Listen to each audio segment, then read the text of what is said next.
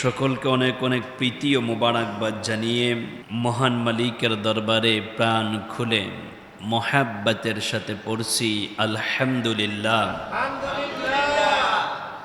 লাখ দুরুদ সালাম রসুল আকরমের নামে, যে রসুল কিয়ামতের ময়দানে আমাদেরকে সুপারিশ করে আল্লাহর জান্নাতি করে দিবেন, পড়ুন আমিন। আবেগ মিশ্রিত কণ্ঠে রসুলের সুপারিশ পাওয়ার জন্য অন্তরকে আরও বেশি উজালা করে দিয়ে পড়ুন সাল্লাল্লাহু আলাইহি ওয়াসাল্লাম। সম্মানিত মুসল্লি ভাইয়েরাম, জুমা সালাত 1:30 উপরে আরম্ভ হয়, কিন্তু সেখান থেকে নিয়ে প্রায় 1 ঘন্টা আগে আরও ব্যস্ততা, দুনিয়ার সকল কাজ কর্ম বাদ দিয়ে কুরআন ও হাদিসের ইলম নেওয়ার জন্য, আগে ভাগে আল্লাহর ঘর আসার জন্য, আগে ভাগে আল্লাহর ঘর মসজিদে আসার জন্য আপনাদেরকে স্বাগত জানাচ্ছি। ইলমের কত দাম! ইলম মানে জ্ঞান, প্রজ্ঞা, হিকমা, নলেজ। আর এটা যদি হয় আল্লাহর কোরআন এবং রসুলুল্লাহর হাদিসের, তাহলে তো একজন মোমেনের জীবন সোনায় সোহাগা হয়ে যায়। সুবহানাল্লাহ।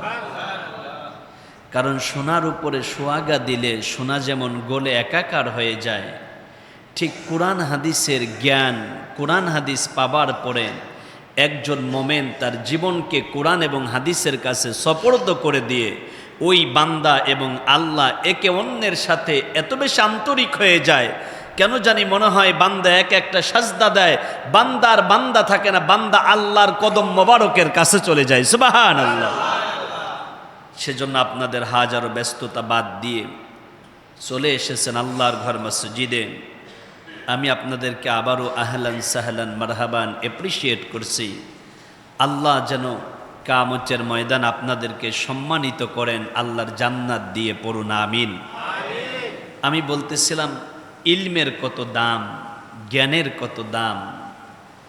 জ্ঞান যে ব্যক্তির আছে ওই ব্যক্তি দামি হয়ে যায়, আর সেই জ্ঞান যদি হয় কোরআন হাদিসের জ্ঞান, তাহলে পৃথিবীর মধ্যে সবচাইতে সম্মানিত হয়ে যায় কোরআন হাদিসের জ্ঞানওয়ালা আলেম উলামা। সুবহানাল্লাহ। ইমামে মালিক রহমতুল্লাহ আলাই নাম শুনছেন? অনেকেই শুনে থাকবেন। যিনি মালিকি মাযহাবের ইমাম, কত বড় জাইয়্যেদ আলেম এবং আল্লাহর ওলি। তিনি একদিন মরু উপত্যকা দিয়ে নীরবে নিবৃত্তে পথ চলা শুরু করেছেন। হঠাৎ করে তার পানির বড্ড বেশি পিপাসা লেগে গিয়েছে। চলতে চলতে হঠাৎ তিনি রাস্তার পাশে তাকিয়ে দেখলেন যে এক ব্যক্তি সরাইখানা বা পান্তশালায় পানির কলসিতে কিছু পানি নিয়ে পানি বিক্রি করতেছেন। কিন্তু ইমাম মালিক রহমতুল্লাহ আলাইয়ের কাছে কোনো টাকা নাই, দিনার নাই, দেরহাম নাই। কিন্তু প্রচণ্ড পিপাসিত আল্লাহর এই অলি পানিওয়ালা কিংবা ফেরিওয়ালার কাছে গিয়ে বললেন, ভাই তুমি কি আমাকে 1 পেয়ালা বা 1 লোটা কিংবা 250 মিলি পানি দিতে পারবেন? বলল, পানি তো দিতে পারি, 1 গ্লাস পানির বিনিময়ে আমাকে দিতে হবে 2 দিরহাম। আল্লাহর ওলি ইমাম মালিক রহমতুল্লাহ আলাই বললেন, আমার কাছে কোনো টাকা নাই, দিনার নাই, দিরহাম নাই। তুমি যদি আল্লাহর রাস্তে আমাকে 1 গ্লাস পানি দাও, তাহলে আমি তোমাকে 2টা মাসালা শিখিয়ে দিব। কয়টা? 2টা মাসালা। সরাইখানার ফেরিওয়ালা কিংবা পানিওয়ালা মাসালা বুঝে না, তার কাছে মাসালার দাম নাই। মাসালার কি নাই? এক বেটাই শুনছে আলেম হইলে ওয়াজ মাহফিল কইরা 30, 40, 50 হাজার টাকা পাওয়া যায়। বাবার অর্থ খরচ করে লেখাপড়া করে আলেম হয়েছে। নিয়ত কি আল্লাহর জন্য না টাকার জন্য? টাকার জন্য আলেম হইলে কোনো বরকত আছে? কোনো বরকত নাই, ফায়দা নাই, জিন্দেগি নষ্ট হয়ে যায়। আপনি যা করবেন সব কার জন্য? সবাই বলেন না কার জন্য? আল্লাহর জন্য। লোকটি লেখাপড়া করলেন, আলিয়া মাদ্রাসার সর্বোচ্চ ডিগ্রি কামেল পাস কিংবা কওমি মাদ্রাসার সর্বোচ্চ ডিগ্রি দাওরায়ে হাদিস কিংবা দারুল ইফতা শেষ করলেন।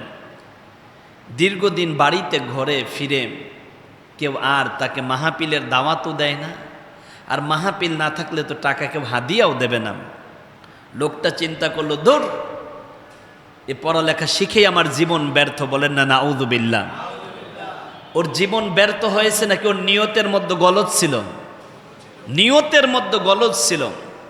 এজন্য ইন্নামাল আমালু বিন্নিয়া, আপনার নিয়তকে যদি পরিশুদ্ধ করতে পারেন তাহলে আপনার কর্মের সফলতা, কর্মের ফলাফল ওই নিয়তের ভিতরে পাওয়া যায়। সুবহানাল্লাহ পড়েন।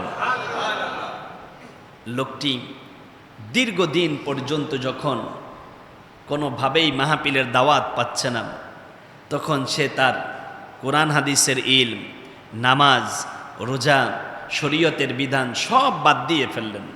কারণ যেই এলেমে, আমলে কিংবা আলেম হওয়ার কারণে টাকা নেই, সেটা দিয়ে আমি কি করব?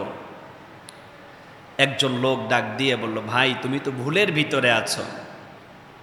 কারণ আলেম হবার পরে তুমি যদি লাইনচ্যুত হয়ে যাও তাহলে তো তোমার দুনিয়াও ধ্বংস, আখেরাতও ধ্বংস।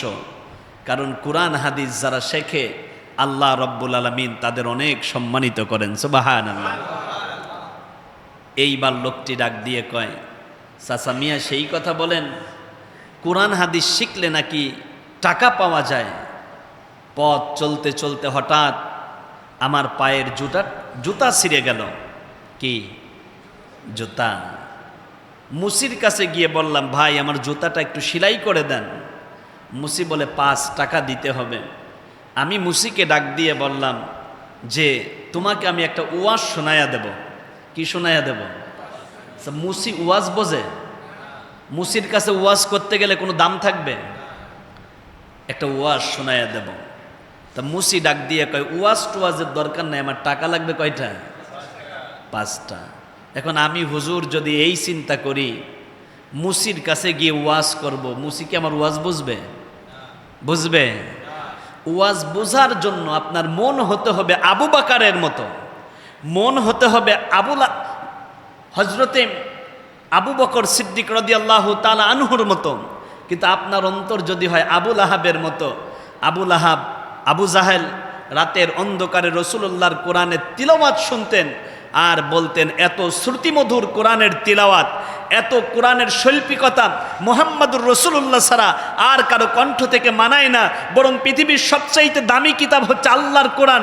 অন্য অন্য কাফেররাও বলতো ঠিক, কিন্তু ঈমান আনতো না। দেখবেন আজও আমার সমাজে কিছু মানুষ বলে ঠিক, কিন্তু পিছন পিছন দিয়ে 12টা বাজানোর জন্য সেই সবচাইতে আগে ভূমিকা পালন করে। কারণ আপনি তো মুসির কাছে গিয়ে কোরআনের কথা বললে মুসি কোরআন বুঝবে না। আপনাকে কোরআনের জায়গায় কোরআন দিতে হবে। কোরআন নেওয়ার জন্য পাত্র লাগবে, এমন এক পাত্র যেই পাত্র তলা নাই। কি নাই? তলা নাই। ওর মধ্যে পানি ঢাললে পানি থাকবে? তা কোরআন যদি কোনো আলেম ওলামা এমন পাত্রের মধ্যে ঢেলে দেন, তলা নাই, এমন পাত্র যেটা তলা নাই তার মধ্যে কোরআন হাদিস যদি কোনো আলেম দেয়, তা আলেম ভুল করবে, আলেমের খেসারত দিতে হবে। কারণ যার তলা নাই তার বলাও নাই, বলে এক, করে আর এক, কথায় একরকম, ধরনে আর এক রকম, চাল চলনে আর এক রকম। উপর উপর খুব ভালো, ভিতরটা কয়লার মতো হইয়া গেছে, কিন্তু নিজেও কখনো বোঝে না যে আমি কয়লার চাইতে বেশি জঘন্য। কিন্তু আর একজনের ব্যাপারে সমালোচনা, গীবত, আর একজনের ব্যাপারে কটু কথা বলার জন্য আমি চিন্তা করি তার চাইতে আমি কোটি গুণ বেশি ভালো। আরে আমি তো এই চিন্তাই করতে পারি না যে আমার মুসল্লির চাইতে আমি ভালো। কারণ কিয়ামতে যদি আল্লাহ আমাকে মাফ না করে, আমার মুসল্লি আল্লাহর কাছে কোটি গুণ বেশি দামি, আর আমি আল্লাহর দরবার আসামি হয়ে আল্লাহর জাহান্নামে চলে যাব। তো চিন্তা তো আমাকে নিয়ে, আমার অন্যকে নিয়ে চিন্তা করার সময় কোনো মোমেন পায় না। ঠিক কিনা কন? হ্যাঁ, মোমেন অন্যের চিন্তা করবে সব সময়, ভালোর চিন্তা। কিসের চিন্তা? ভালোর চিন্তা। অন্যের কুটলামি, অন্যের কটু কথা, অন্যকে নিয়ে খারাপ চিন্তা, গীবত, শাকায়াত, পরনিন্দা, এগুলো কোনো মুমিনের শান শৌকত হতে পারে না। বরং মুমিন সব সময় অন্যের জন্য দোয়া করবে। কি করবে? এক মুমিনের প্রতি আর এক মুমিনের হক আছে 6টা। যারা বলেন কয়টা? তার মধ্যে একটা হক হচ্ছে কোনো মুমিন যখন অসুস্থ হবে, সম্ভব হলে তার দেখতে যাওয়ার মতো সুযোগ না হলে তার জন্য দোয়া করা। তাহলে ছিঁড়ে গেছে জুতা আলেমের, ওয়াজ করে কার দোকানে গিয়ে? মুসি ওয়াজ বসবে, তো ওয়াজ বোঝার জন্য আপনার মন হতে হবে আবু বাকারের মতো, আবু জেহেলের মতো মন হইলে আপনি ওয়াজ বুঝবেন?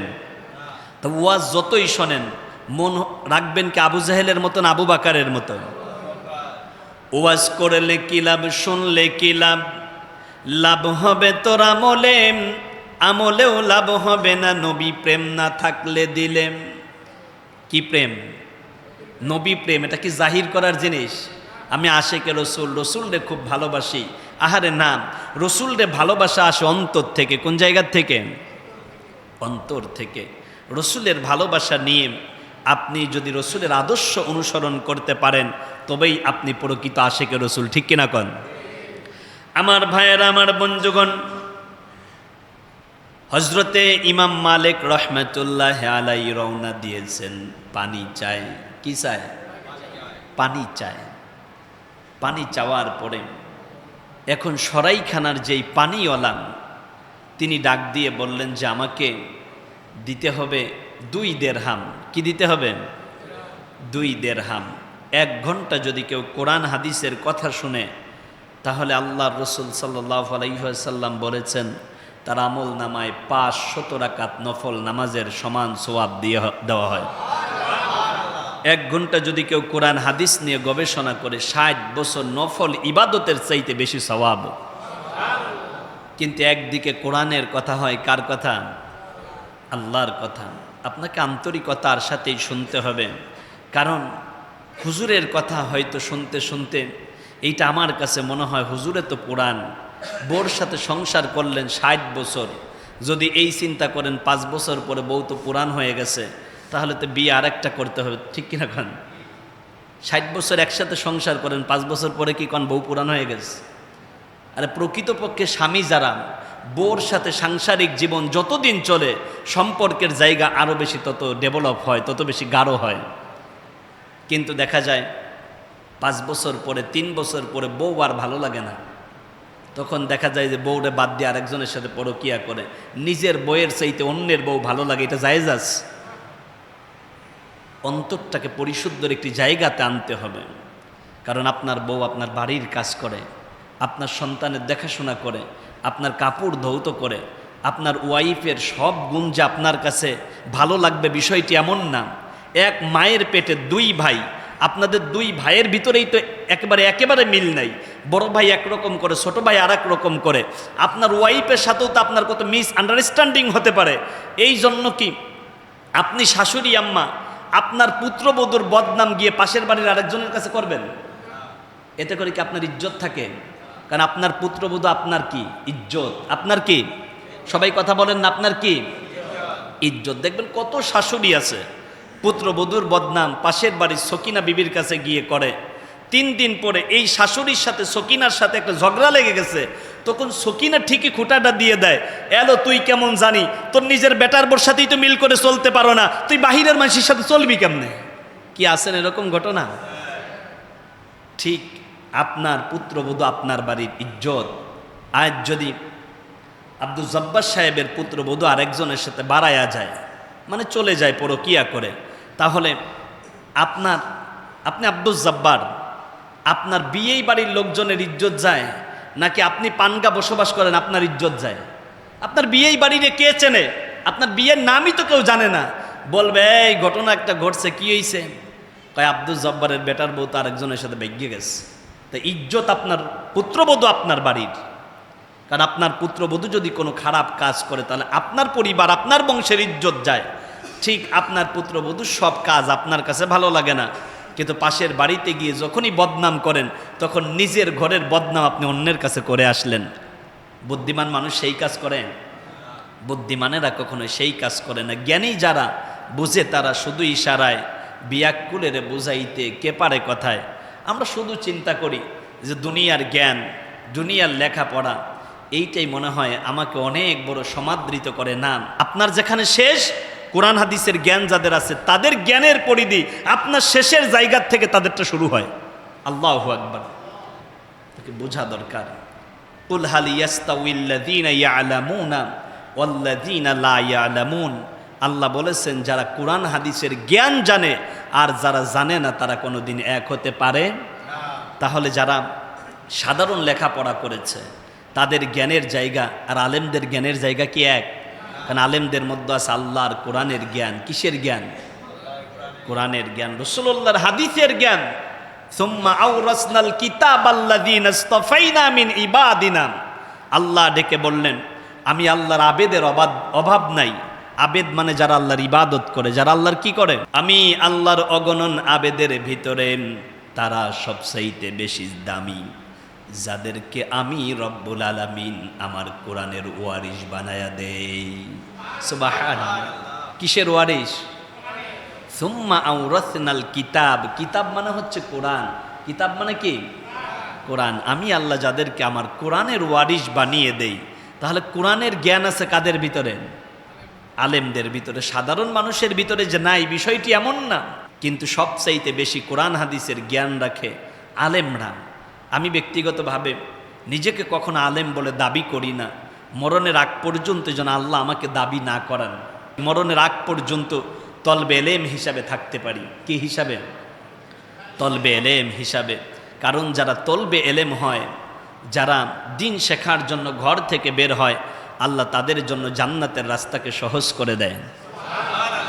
তাহলে আমার শেখাটাই তো বেশি জরুরি। আমি কি জানি? উতীতু ইলমান কলিলা। আল্লাহ রব্বুল আলামিন আমাকে অল্প একটু জ্ঞান দিয়েছে। এখন ধনের গৌরব, এলেমের গৌরব, বাহাদুরি এগুলো যদি আমি করি তাহলে আমার চাইতে বোকা কেউ আছে? আমি যদি চিন্তা করি আহারে আমি বাইতুল আমান মসজিদের খতিব, সারা দেশে ওয়াজ করি, আমার চাইতে চান্দুমিয়া কি আর পৃথিবীতে কেউ আছে? তা আমার চাইতে মূর্খ আর কেউ আছে? আমি নিজের চান্দুমিয়া ভাবি, কিন্তু মাঝখানে যে আমি বড় মূর্খ এই চিন্তা আমি হুজুরের নাই।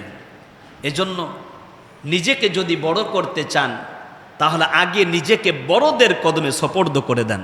উঁচু জমিনের পানি যেমন নিচু জমিনে যায়, তেমনি খোদার রহমত আসে নম্রতা হৃদয়। হৃদয় যদি নম্র না হয় ওই জায়গা কোনোদিন রহমত থাকে না।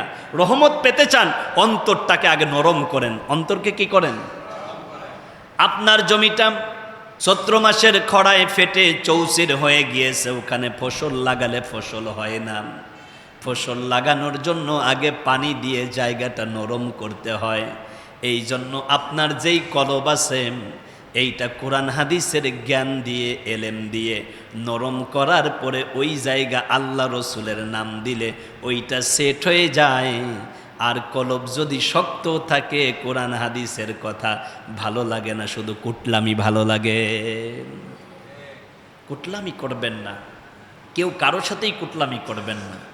ভাই ভাইয়ের সাথে কুটনাপানা করবেন না। ভাই আর এক ভাইকে সহ্য করতে পারেন না। ভাই বোনের সম্পদ ঠকিয়েছেন, চাচা ভাতিজার সম্পদ ঠকিয়েছেন। আল্লাহ রসুল সাল্লাল্লাহু আলাইহি ওয়াসাল্লাম মুনাফিকের জানাজা করেছেন।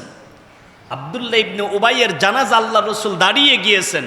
আল্লাহ আয়াত নাজিল করে জানালেন, রসুল আপনি এই মুনাফিকের জানাজায় দাঁড়িয়ে দোয়া করেন আর না করেন, আমি আল্লাহ মুনাফিকের ব্যাপার আপনার দোয়াও কবুল করব না। তার মানে রসুল্লাহ মুনাফিকের জানাজায় দাঁড়িয়েছেন, কিন্তু আল্লাহর রসুল দুই শ্রেণীর মানুষের জানাজায় দাঁড়াতেন না। এক শ্রেণীর মানুষ হচ্ছে যারা ঋণী। যারা কি? ঋণী। রসুল বলতেন, ও আমার সাহাবীরা, তোমাদের এই ভাই কার কাছে ঋণ আছে? কেউ যদি বলতো হ্যাঁ আমার কাছে ঋণ আছে, সাহাবীরা মিলে কিংবা রসুল্লাহ মিলে পরিশোধ করে দিয়ে তারপরে জানাজার নামাজ পড়াতেন। আল্লাহু আকবার। কিন্তু আমরা শুধু ফর্মালিটি মেইনটেইন করে এই কথাই বলি যে আমার আব্বা, আমার চাচা মিয়া যদি আপনাদের কাছে ঋণ থাকে আমাদেরকে বলবেন, আমরা দিয়ে দেওয়ার চেষ্টা করব।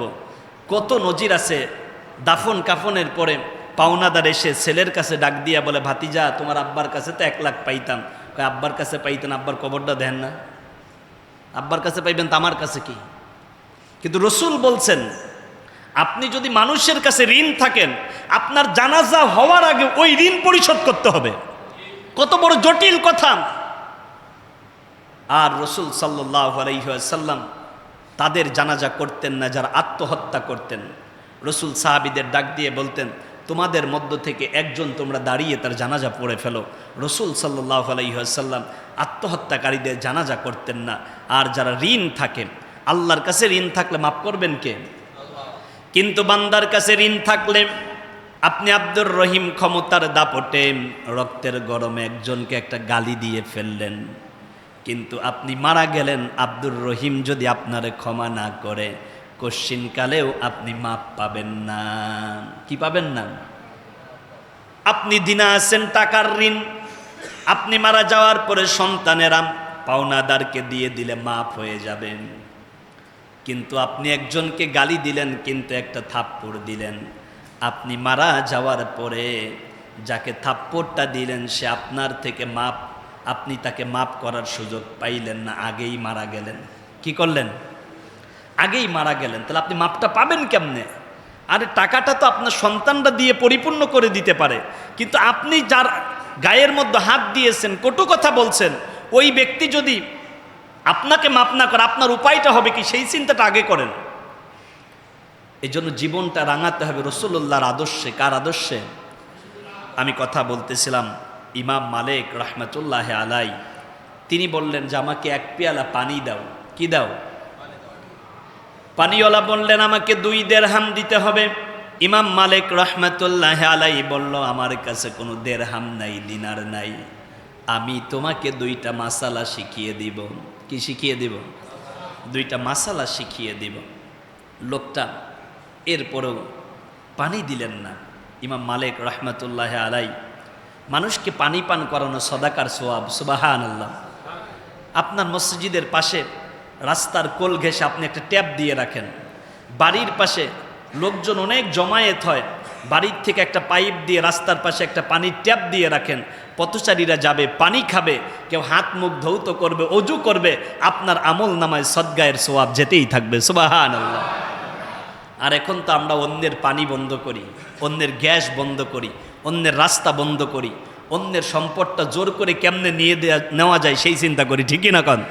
আল্লাহ আমাদেরকে হেফাজত করুন, পড়ুন আমিন। ইমাম মালিক রহমতুল্লাহ আলাই চলে গেলেন। অন্যত্তরে তিনি পানি পান করে তৃষ্ণা নিবারণ করলেন, কিন্তু এদিকে সরাইখানার এই পানিওয়ালা পানি বিক্রি করতে করতে অনেক বড় ধনী হয়ে গেলেন। কি হয়ে গেলেন? ধনী হয়ে গেলেন। ধনী হওয়ার পরে তিনি একটা নিয়ত করছেন, আমার তো একটা মেয়ে, এই মেয়েটাকে বিয়ে দেওয়ার সময় আল্লাহর সৃষ্টি জগতের যা যা আছে আমি সব একটা কইরা হাদিয়া আমার মেয়েকে দিয়ে দেব, জামাতাকে দিয়ে দিব। আচ্ছা বলেন, আল্লাহর কত মাকলুকত, আপনি কি চাইলে এগুলো কাউকে হাদিয়া দিতে পারবেন? সম্ভব? বাংলাদেশের প্রেসিডেন্টের সম্ভব? কারো পক্ষে সম্ভব না, কারণ আল্লাহর মাখলুকত তো অগণন। কি? ওয়া ইন তাআদ্দু নি'মাতাল্লাহি লা তুহসুহা, আল্লাহর নিয়ামতকে আপনি গণনা করে শেষ করতে, কথা কার? কিন্তু এই যে আমরা বলি 18,000 মাখলুকাত, কত হাজার? এটা গণছে কে? আপনি গুনতে পারছেন? শুনতে শুনতে বলে ফেলছেন। আল্লাহ বললেন আমার যেই মাখলুকাত আছে, আমার নেয়ামত আছে, তোমরা গুণে শেষ করতে পারবে না। আর আপনি বললেন আল্লাহর 18,000 মাখলুকাত। তার মানে কি আল্লাহর পাওয়ার 18,000-এর ভিতরে? আল্লাহর মাখলুকাত কত আছে এটা কে ভালো জানেন? আল্লাহ সুবহানাহু ওয়া তাআলা ভালো জানেন। এজন্য আল্লাহর অগণন মাখলুকাত, আপনি চাইলে তো সব মাখলুকাত আপনার মেয়ের জামাইকে হাদিয়া দিতে পারবেন না। কিন্তু নিয়ত করেছেন। অনেক সময় কোনো বিষয় নিয়ত করলে আপনার উপরে ওয়াজিব হয়ে যায়। কি হয়ে যায়? ওয়াজিব হয়ে যায়। ঠিক তার মান্যটা ওয়াজিব হয়েছে, এটি পূরণ করাটা তার জন্য ওয়াজিব, নতুবা সে গুনাহগার হয়ে যাবে। মেয়েটাকে বিয়ে দিলে মেয়ের দাম্পত্য জীবন হয়তো বা শান্তিময় হবে না, কারণ যেই বিয়ের শুরুটা হয় শরঈ বিধান খেলাপ দিয়ে, ওই বিয়েতে কোনো বরকত আছে? গান বাজনা তো দাজ্জালের বাহন। কার বাহন? কিন্তু আপনার মাইয়ার বিয়েটা শুরু হয় গান বাজনা দিয়ে, ছেলের বিয়েটা শুরু হয় গান বাজনা দিয়ে। তার মানে বিয়ের শুরুটাই হয় আপনার নাজায়েজ হারাম কাজ দিয়ে। বিয়ের পরবর্তীতে গিয়ে এদের দাম্পত্য জীবনের শান্তি বলতে আর কিছুই থাকে না। ঠিক কিনা কন? গান বাজনা বয়কট করতে হবে। বিশেষ করে বৃহস্পতিবার দিবাগত জুমার রাতে কেউ যদি কোনোভাবে আপনাদের এলাকায় গান বাজনা বাজাতে থাকে, ইয়াং জেনারেশন যারা, যুবক যারা, তাদেরকে দীপ্ততায় শপথ নিয়ে প্রতিরোধ গড়ে তুলতে হবে, প্রতিবাদ করতে হবে এবং সমাজ ব্যবস্থা দক্ষিণ পানগা থেকে চিরতর অশ্লীলতা বেহায়াপনা বন্ধ করতে হবে। ঠিক না কন? যুবকদেরকে জাগতে হবে। যুগ জামানা পাল্টে দিতে চাই না অনেকজন, এক মানুষই আনতে পারে জাতির জাগরণ। যুবকেরা যদি সচেতন হয়, ওই সমাজ থেকে মাদক চিরতরে নির্মূল হয়ে যায়, জিনা বন্ধ হয়ে যায়, অশ্লীলতা বন্ধ হয়, বেহায়াপনা বন্ধ হয়। একটা সমাজ, একটা রাষ্ট্র, একটা পঞ্চায়েত আধুনিকায়ন সংস্কার করার জন্য সবচাইতে বড় ভূমিকা পালন করবে যুবকেরা। ঠিক না কন? যুবকেরা অন্যায় করব না, অন্যায়কে প্রশ্রয় দিব না। অন্যায় যারা করেন তাদেরকে জোরালোভাবে প্রতিবাদ করতে হবে, প্রতিরোধ গড়ে তুলতে হবে, যাতে করে অন্তত বাইতুল আমান পঞ্চায়েত ব্যবস্থায় কোনো ধরনের অশ্লীলতা, বেহায়াপনা, মদ, গাঁজা, ফেন্সিডিল, কোকেন, তারি এইগুলোর আখড়া আমার পঞ্চায়েতে হতে না পারে। ঠিক কিনা কও? যুবকরা সচেতন হয়ে যাও। যুবকরা যদি ভালো হয় তাহলে এই দেশ, এই রাষ্ট্র, এই পৃথিবীটাই সুন্দর হয়ে যায়। সুবহানাল্লাহ। আমি যেখানে কথা বলতেছিলাম, মেয়ের বিয়ে ঠিক হলো, এদিকে সরাইখানার পানিওয়ালা তিনি কিনলেন মনে করেন নাকফুল, কানফুল, কত কিছু কিনে ব্যবস্থা করলেন। একজন ডাক দিয়া বলল, তুমি আল্লাহর সব মাকলুকাত দেবে, হরিণই তো কেন নাই, তা কি কেনছো? দুইটা হরিণ কেনছে। আরেকজন ডাক দিয়া কয়, একটা বাঘের বাচ্চা না দিলে কেমন হয়? একটা বাঘের বাচ্চা কিনে ফেলছে। তো এখন আরেকজন বিজ্ঞ আলেম এসে ডাক দিয়ে বলতেছে যে তুমি এই মান্যত করার কারণে এটা পূরণ করা তোমার জন্য ওয়াজিব হয়ে গিয়েছে। এখন যদি মান্যত পূর্ণ না করো তাহলে কিয়ামতে তো তুমি আল্লাহর দরবার আসামি হয়ে যাবে, তোমার মেয়ের দাম্পত্য জীবনটাও তো ভালো হবে না। এই মুহূর্তে তুমি হয়তোবা আল্লাহর যত মাকলুকাত আছে এগুলো ব্যবস্থা করে তোমার মেয়ের জামাইকে কিংবা মেয়েকে হাদিয়া দিয়ে দিবা। আব্দুল আজিজ ভাই, আপনি ওখান থেকে উঠে এই সামনে চলে আসেন, আসুন, সামনের দিকে চলে আসুন, আসুন আসুন। এই তো আলহামদুলিল্লাহ।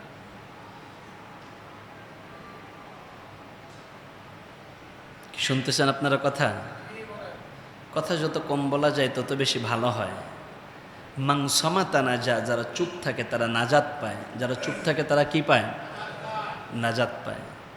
আর দেখবেন 3 জন 4 জন 5 জন এক জায়গায় যদি বসা থাকে ওই জায়গায় গীবত বেশি হয়। এই জন্য পার্থিপক্ষে এই জায়গাগুলো আমি এড়ায়া চলি।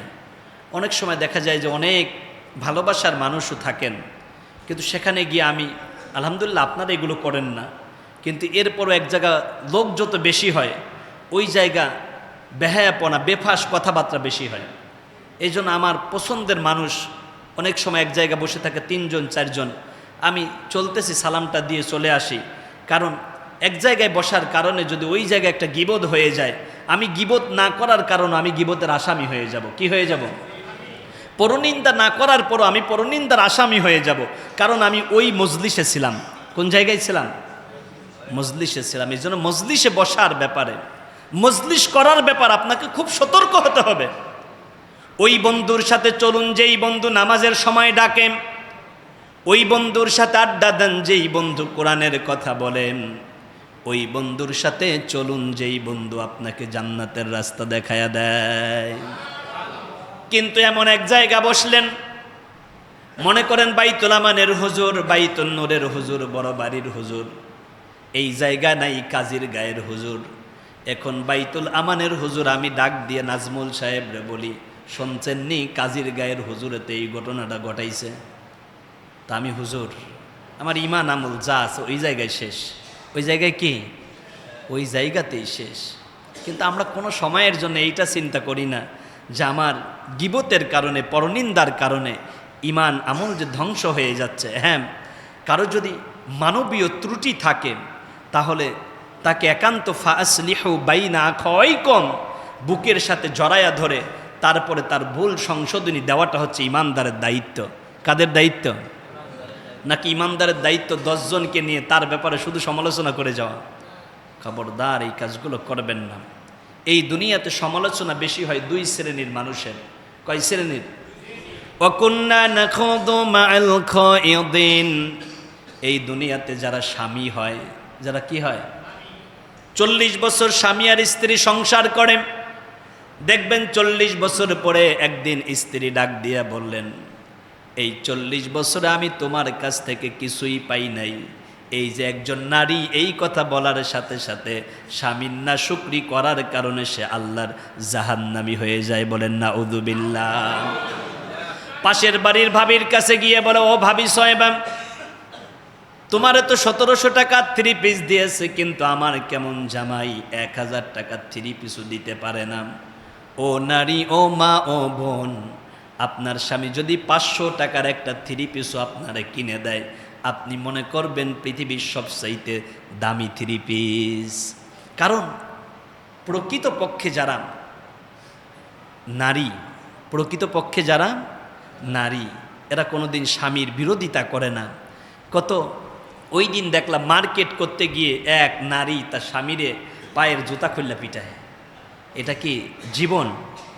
এটা কি জীবন? এর চাইতে জিল্লতি, এর চাইতে লানতের জীবন আর পৃথিবীতে আছে? আল্লাহ আমাদেরকে হেফাজত করুন, পড়ুন আমিন। আল্লাহ আমাদের দাম্পত্য জীবনকে আন্দোলিত করে দেন, পড়ুন আমিন। আল্লাহ রহমত দিয়ে আমাদের দাম্পত্য জীবনকে ভরপুর করে দেন, পড়ুন আমিন। এক শিক্ষক বোর সাথে করছে ঝগড়া, এটি বোর সাথে পারে নাই, স্কুলে গিয়ে ছাত্রদেরকে সমান্যে পিটে। এক ছাত্র তো খুব মেধাবী, ডাক দিয়ে বলে, হুজুর স্যার, আজকে কি আপনার ওয়াইফের সাথে ঝগড়া লাগছে? কারণ এ বোঝে যে স্যার যেদিন ঝগড়া করে বাড়িতে, ওই দিন কিচ্ছু করতে পারে না, বোধদারে সমান্যে ছাত্রকে পিটায়। এরকম মানুষ সমাজে আছে না? বোর কাছে বেটাগিরি দেখাইতে পারে না, দেখবেন দোকানে গিয়া কয় কাটতে ফেলবো, ছিঁড়ে ফেলবো, খাইয়া ফেলবো। আছেন এরকম লোক? কারণ আর রিজালু কাওয়ামুনা আলান নিসা, নারীর উপরে নেতৃত্ব খাটাবে পুরুষেরা। কারা? মিয়া যে না কর্তৃত্ব খাটানোর দরকার, এই জায়গা আপনি পারেন না, ওই জায়গা দুর্বলতা, কিন্তু আপনি অন্য জায়গায় এসে বেটাগিরি দেখান। ভাই, এই বেটাগিরির কোন দাম নেই। যেন দেখানো দরকার সেখানে দেখাতে হবে। আল্লাহ আমাদের পরিবারের উপরে শান্তি দান করুন, পড়ুন আমিন। আমি যে কথা বলতেছিলাম আপনাদেরকে নিয়ে, একটা পর্যায়ে মেয়েটার বিয়ে দেবে, কিন্তু আসলেও যে অর্নামেন্টসগুলো দেওয়ার কথা, এগুলো তো দিতে পারতেছেন না। এখন বড় হুজুরের কাছে যাইতে হবে। কার কাছে? কারণ মানুষ যখন ডাক্তার, কবিরাজ, হেকিম, দরবেশ, আয়ুর্বেদিক, হারবাল দেখানোর পরে যখন আর কোনো কাজ হয় না, কয় এইবার হুজুর 4 জনরে ডাইক্যা একটা খতমে সেপা পড়াইয়া দাও। আছে না? তো মরণের আগে হুজুর, মরণের আগে, মরে যাওয়ার পরে জানাজা করতে হবে কি হুজুর, এরপরে ছেলেটারে বিয়ে দেবে কিংবা নিজে বিয়ে করবে, এই সময় লাগবে কি? এরপরে মনে করেন ছেলেটার আকিকা করবে কিংবা নাম লিখবে, এখন লাগবে কি? মাত্র বেসিক কয়েকটা কারণে আমরা হুজুরদেরকে প্রয়োজন মনে করি, আর বাকি সময়গুলো চিন্তা করি হুজুরের আমাদের কেনা গোলাম, আমাদের টাকায় আমাদের বেতন নেই, আমরা যেভাবে বলবো হুজুর ওইভাবেই মানতে হবে। কিন্তু না, কারণ যেই হুজুর, উনি তো আল্লাহর নির্দেশনায় হুজুর হয়েছে, বরং ওই হুজুরের নির্দেশনায় আপনার জীবনটা যদি চালাতে পারেন তবেই আপনার জীবন আলোড়িত হবে। কারণ হুজুরে কি কয় ঘুষ খাও? হুজুরে কি বলে সুদ খাও? হুজুরে কি কখনো বলে দুর্নীতির সাথে জড়ায়া যাও? হুজুর যখন বলে সুদ খাওয়া যাবে না, বনের সম্পদ জোর করে হনন যারা করছেন কালকেই দিয়ে দিতে হবে, এখন বনের সম্পদ যারা খেয়ে ফেলেছে ওরা চিন্তা করে হুজুর এই ঘটনাটা কেমনে জানলো, আমি আমার বোনরে ঠকিয়েছি, তার মানে তো হুজুর আমারে টার্গেট করে বললে ফেলাইছে। কিন্তু আপনার ঘটনা কি আছে কিচ্ছু জানি না। কারণ হুজুরের তো নির্মোহ কোরআন হাদিস বিশ্লেষণে, একজনের হক আদায়ের ব্যাপারে সচেতনতায়, জাহান্নাম থেকে বাঁচার জন্য জান্নাতের পথ আপনাকে দেখায়। কিন্তু ওই জায়গা যদি আপনি মনে করেন হুজুর আমারই টার্গেট কইরা বলছে, তাহলে আপনি এখনো বোকার রাজ্যে বাস করেন। কারণ এই জায়গা কোনো হুজুরের মা নাই, বাবা নাই, আপনজন বলতে কেউ নাই। এই যে ঈদুল ফিতর চলে গেল, আপনি দূরে থাকলেও বাড়িতে এসে ঈদ পালন করেন, কিন্তু তাকায়া দেখেন তামাম বাংলাদেশে যত মসজিদের ইমাম সাহেবরা আছেন, তারা আপনজন মা বাবা ছেড়ে আপনাদের মাঝে ঈদ কাটায়। এর চাইতে বড় স্যাক্রিফাইস পৃথিবীতে আছে? আছে? মানুষ ঢাকায় থাকে বছরের পর বছর, ঈদের সময় হলে কোথায় চলে যায়? বাড়িতে চলে যায়। আর নির্মোহ এদেশের ইমাম খতিবেরা বলবেন হুজুর বিনিময় তো টাকা পান। আরে মিয়া, ঢাকা শহরে রিক্সা চালাই তো 40,000 ইনকাম করা যায়। ঢাকা শহরে সিএনজি চালাইলেও তো মাসে 40,000 ইনকাম করা যায়। ঈদের দিন সিএনজিটা বন্ধ করে এরপরে বাড়িতে গিয়ে স্বজনের সাথে ঈদ করা যায়। কিন্তু আলেম ওলামা মসজিদের ইমাম খতিব একমাত্র আল্লাহর জন্যই তারা দিনের নির্মোহ খেদমত দিয়ে যায়। কিন্তু এইটা অনেক ক্ষেত্রে আমরা বুঝতে আমরা নিজেদেরকে অপারগতায় রাখি, খেয়ালই করি না। হারে আপনার ইমাম ঈদের দিন বাড়ি থাকলে মা বাবা আপনজনের সাথে ঈদ করত। আপনি মুসল্লিম, আপনি পঞ্চায়েত ব্যবস্থার প্রধান, আপনি কমিটি, একবার কি বলছেন হুজুর আপনার ওয়াইফ, মানে আমি আপনাদের কথা বলছি না, কিন্তু মানে বাস্তবতার নিরিখে আমি সত্যটা শুধু উপস্থাপন করতেছি। এরকম ঘটনা বাংলাদেশের বহু জায়গাতে হয়। আপনারা তো আলহামদুলিল্লাহ ঈদের দিন সকালে আমাদের সভাপতি সাহেব খাবার পাঠাইছে, মানে মসজিদের সভাপতি যিনি সুপ্রিম পাওয়ারের, উনি আগে সকালবেলা নিজে না খাইয়ে হুজুরে খাবার পাঠায়। এরকম অনেক মুসল্লি আছেন যারা বলছেন হুজুর আমার বাড়িতে যাবেন, হুজুর পরিবার নিয়ে আমার বাড়িতে যাবেন। এই যে আপনারা খোঁজ খবর নেন, বরং এই খোঁজ খবর নেওয়ার কারণে আপনাদের ব্যাপারে আমি অন্যদের কাছে বলি যে আমার পঞ্চায়েত ব্যবস্থায় যারা আছে আলহামদুলিল্লাহ তারা আমাদেরকে সর্বোচ্চটুকু খোঁজ খবর নেয়। তখন তারা আফসোস করে, আহারে আমাদের পঞ্চায়েতের চাইতে বাইতুল আমান পঞ্চায়েতের মানুষ কত ভালো। আল্লাহু আকবার। আপনি একটা বিষয় খেয়াল করে দেখছেন, আপনি ইমাম মুয়াজ্জিনের খবর ঠিকমতো নিতে পারলেন কিনা এটা চিন্তার বিষয়। কিন্তু হঠাৎ করে দেখা গিয়েছে আপনার মতের সাথে একটা মত মেলে নাই। এইবার আপনি চিন্তা করেন আর বলেন ঘটনাটা কি ঘটাইল, হুজুরে কি কইল। আহারে হুজুর তো হুজুরেরটা বলে না, হুজুর বলে কাটটা। সবাই বলেন না কাটটা, হুজুর বলে আল্লাহটা। কি কোনো ঘটনা ঘটছে, কিছু হয়েছে? হ্যাঁ, সবাই বলি আলহামদুলিল্লাহ, না মোহাব্বতে বলুন আলহামদুলিল্লাহ। আল্লাহ তুমি রহম করো, পড়ুন আমিন। কারণ আমাদের এই মুরব্বী ঈদের নামাজ পড়লেন আমাদের সাথে, কিন্তু হারায়া গেলেন আমাদের মাঝ থেকে। আহারে আবার পাওয়া গিয়েছে, বলি আলহামদুলিল্লাহ। আল্লাহ তুমি মুরব্বীকে রহম করো, পড়ুন আমিন। আমার বন্ধুগণ, আমার ভাইয়েরা, খুব দারুণভাবে আমাদেরকে কথা বুঝতে হবে। আসুন আমরা ধারাবাহিকতায় সামনের দিকে আগাই। ইমাম মালিক রহমতুল্লাহ আলাই চেয়েছিল কি? পানি, কিন্তু পানিওয়ালা দেয় নাই, বলছে লাগবে কি 2 দেরহাম লাগবে। ইমাম মালিক রহমতুল্লাহ আলাই অন্যত্রে পানি পান করলেন, কিন্তু এখন পানিওয়ালার যেই মান্যতা সেইটা পূর্ণ করতে হবে। বড় হুজুরকে ডাকলেন, হুজুরে ডাক দিয়া বলে আপনি যেই মান্যত করছেন এইখানে মাসালা দেওয়ার মতো যোগ্যতা আমার নাই, তবে একজন হুজুরের শুধু মাসালা দেওয়ার যোগ্যতা আছে, তিনি এই জামানার শ্রেষ্ঠ ওলি এবং আলেম ইমাম মালিক রহমাতুল্লাহ আলাই। তাকে ডাকা হলো। ইমাম মালিক রহমাতুল্লাহ আলাই বলতেছেন আমি মাসালা দিতে পারি, তবে একটা শর্ত। কি? পানিওয়ালা ইমাম মালিক রহমাতুল্লাহ আলাইকে তখন চিনতে পারে নাই, কিন্তু ইমাম মালিক রহমাতুল্লাহ আলাই ওই পানিওয়ালাকে ঠিকই চিনে ফেলেছেন। আমি 1 গিলাস পানি চেয়েছিলাম, মাসালা শিখাতে চেয়েছিলাম, মাসালা না শিখে টাকা প্রাউটি দিয়েছে। আজকে ইমাম মালিক রহমাতুল্লাহ আলাই ডাক দিয়ে বললেন আমি তোমাকে এই মাসালা দিয়ে দিতে পারি, বিনিময় তোমার সব সম্পদ আমাকে দিয়ে দিতে হবে। কি করতে হবে? সব সম্পদ আমাকে দিয়ে দিতে হবে। ইমাম মালিক রহমাতুল্লাহ আলাই কেমন ইমাম, যিনি ইলমের গভীরতা, বয়সের তোটে বার্ধক্যে চক্ষু 2টা অন্ধ হয়ে গেল। একদিন তিনি ঘোড়ার পিঠে সাওয়ারি হয়ে রাস্তা দিয়ে যাচ্ছেন, হঠাৎ করে মাথাটা নিচু করলেন। সঙ্গী সাথীরা ডাক দিয়া বললেন ও আমাদের ইমাম, আমাদের রাহবার, আমাদের আকাবির, আপনি মাথা কেন নিচু করলেন? মাথার উপরে তো কিছু নাই। ইমাম মালিক রহমাতুল্লাহ আলাই ডাক দিয়ে বললেন এই জায়গাতে একটা আম গাছ ছিল। কি গাছ? রাস্তা দিয়ে চলার পথে আম গাছে মাথা বেঁধে যেত, এই জন্য আমার যখন চোখের জ্যোতি ছিল তখন আমি মাথা নিচু করে এই জায়গা দিয়ে যেতাম। যখন আমি এই গাছের কাছে আসছি তখন আমি বুঝে ফেলেছি এই জায়গাতে গাছটা এখনো হয়তো আছে। লোকজন ডাক দিয়ে বলল না, এখানে কোনো গাছ নাই। বলল তোমাদের যে মুরব্বীরা আছে তাদেরকে একটু ডাকো। অনেক প্রবীণ মুরব্বী যারা ডাক দিয়ে বলল আজ থেকে 30 বছর আগে এখানে একটা আম গাছ ছিল। আম গাছটা এভাবে নুয়ে পড়তো, নিচ দিয়ে যেতে হলে মাথাটা একটু নিচু করে যেতে হতো। কি এলমের জায়গা! স্মৃতিশক্তি, মেধা, তীক্ষ্ণতা কত কঠিন, কত প্রখর! সেই ইমাম মালিক রহমতুল্লাহ আলাইকে পানিওয়ালা চিনতে পারে নাই, কিন্তু ইমাম মালিক রহমতুল্লাহ আলাই ঠিকই পানিওয়ালাকে চিনতে। এবার মেয়ের বিয়ে দেবে, বলল যে ঠিক আছে আমি আমার সম্পদ তোমার দিয়ে দিলাম। ইমাম মালিক রহমতুল্লাহ আলাই ডাক দিয়ে বলল আমি পেয়ে গেলাম। আপনি দিছেন, আমি কি করছি? পাইছি।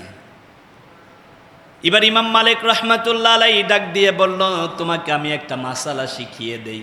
কয়টা মাসালা? ওই যে পানি খাওয়াইতে চাইছিল 1 গিলাস, খাইতে চাই পানি 1 গিলাস, মাসালা শিখাইতে চাই কয়টা? তো ওই দিনই যদি 2টা মাসালা শিখে যাইতো তাহলে হয়তো আজকে এই দিন আর তার দেখা লাগতো না। একটা পর্যায়ে মাসালা বলতেছেন যে এই পৃথিবীর মধ্যে সবচাইতে দামি জিনিসের নাম কি? আল্লাহর কোরআন। সবচাইতে দামি জিনিসের নাম কি? তামাম পৃথিবী একদিকে, আল্লাহর কোরআন একদিকে, আপনি কোনটা নেবেন? তামাম পৃথিবী একদিকে, আল্লাহর কোরআন একদিকে, দাম কোনটার বেশি?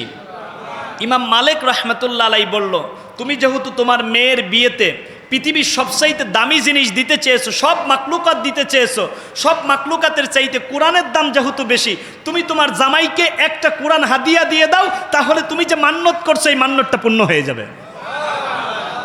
কিন্তু সেই কোরআনের জ্ঞান আমাদের নাই। যদিও কোরআনের জ্ঞান একটু আধটু থাকে, কত অহংকার, আমি বিশাল বড় বক্তা, আমি বিশাল বড় খতিব, আমি বড় বুজুর্গ, আমি বাইতুল আমানে খেতাবাতের দায়িত্ব পালন করি, গ্রামের মসজিদের হুজুর হুজুর হইল নাকি, এই চিন্তা যদি কারো মধ্যে থাকে, ওই হুজুর কি হুজুর না শয়তানে পরিণত হয়েছে? মিনাল জিন্নাতে ওয়ান নাস, মানুষ শয়তান আর জিন শয়তান। আসুন শেষ কথা, আল্লাহ যেন আমাদেরকে মানুষ হবার তৌফিক দান, পড়ুন আমিন। আল্লাহ যেন শয়তানি থেকে আমাদেরকে হেফাজত করেন, পড়ুন আমিন। শেষ কথা হচ্ছে শাওয়াল মাসে 6টা রোজা রাখতে হয়। কয়টা রোজা? আল্লাহ রসুল বলেছেন মান সামা রমাদান সুম্মা আতবাআহু সিত্তাম মিন শাওয়াল কানা কাসিয়ামিদ দাহরি। কেউ যদি শাওয়াল মাসে 6টা রোজা রাখে, রমজানের 30টা রাখার পরে, রমজানের, তাহলে রমজান আমরা 30টা রাখছি না বছরে, তাহলে আল্লাহ একে কত দেয়? 10। তাহলে 30 10 দিয়ে গুণ দিলে কত হয়? 300। আর শাওয়ালের 6টা রোজা রাখলে ওইটারও 10 দিয়ে গুণ দিলে 6 10 আরও কত হয়? 60। তাহলে আগে গেল 300 আর এখন গেল 60, তাহলে সব মিলিয়ে কত হলো? এক বছরে কত দিন? 365 দিন। বছরে 5 দিন রোজা রাখা হারাম। তাহলে আপনি রমজানের 1 মাস রোজা আর শাওয়ালের 6টা রোজা রাখার কারণে সারা বছর রোজা রাখার সমান সওয়াব পেয়ে যাবেন। বলেন সুবহানাল্লাহ। চাইলে আপনারা আইয়ামে বীজের সাথে মিলিয়ে এই 6টা রোজা পূর্ণ করতে পারেন, চাইলে একাধারে রাখতে পারেন, চাইলে ভেঙে ভেঙে রাখতে পারেন। শাওয়াল মাসের ভিতরেই 6 রোজা পূর্ণ করতে হবে। শেষ কথা হচ্ছে মা বোন যারা আছেন, শরীয়তের ওজরে যারা রমজানের রোজা ভঙ্গ করেছেন, আগে আপনার কাজা রোজা আদায় করবেন, তারপরে শাওয়ালের 6 রোজা আদায় করবেন। আল্লাহ আমাদেরকে তৌফিক দান করুন, পড়ুন আমিন।